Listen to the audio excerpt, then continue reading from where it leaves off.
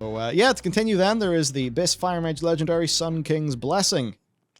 What's going on here? Because, to be honest, So what they've didn't done, do a massive amount of prep. what they've done is they've fixed a bug that was apparently quite obvious to a lot of people, and fairly obvious if you look at it, you know. And they fixed the bug, and now the Sun King's Blessing is now the best for fire on single target. So there you go. Anyone who's playing Fire Mage and doesn't have Sun King's Blessing, get back into Torghast. Also buy another WoE token for the Legendary. I mean, I can't remember. No, I don't think you would have had Sun King's Blessing from before. Maybe you would have. I can't remember how Fire Mage went out in 9.0.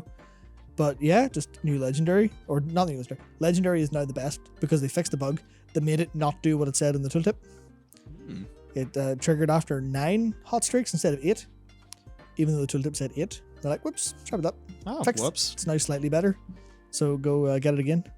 But that's a thing where, like, back in the day, whenever they changed like a talent, they give you a talent respec, right, for free. You logged in and it went, your talents have changed. Here you go.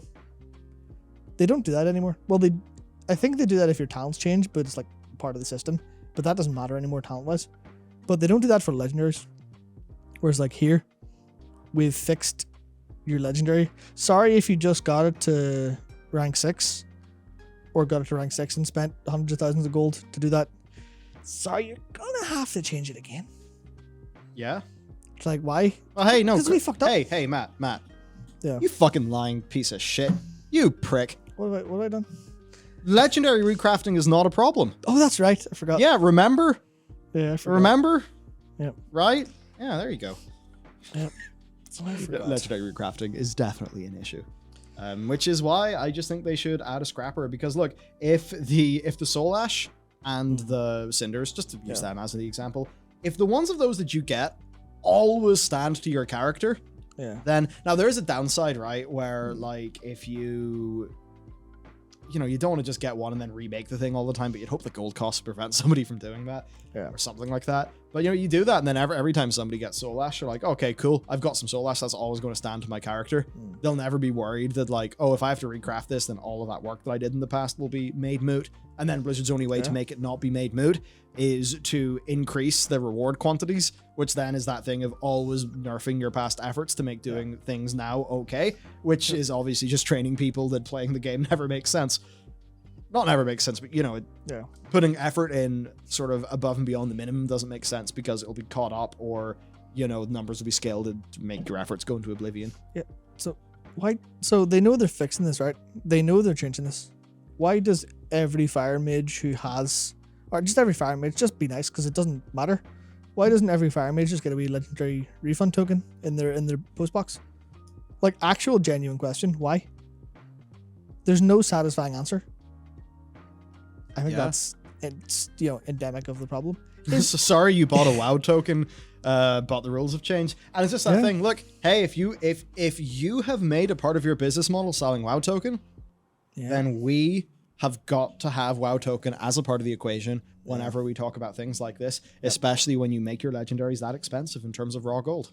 Yeah, I mean, that's the thing. If WoW token didn't exist, we could just say, well, that's not considered gold because it's part of the natural economy of the game. There's maybe some gold generation design to be considered, but it's natural. But now Blizzard make money, so they're incentivized.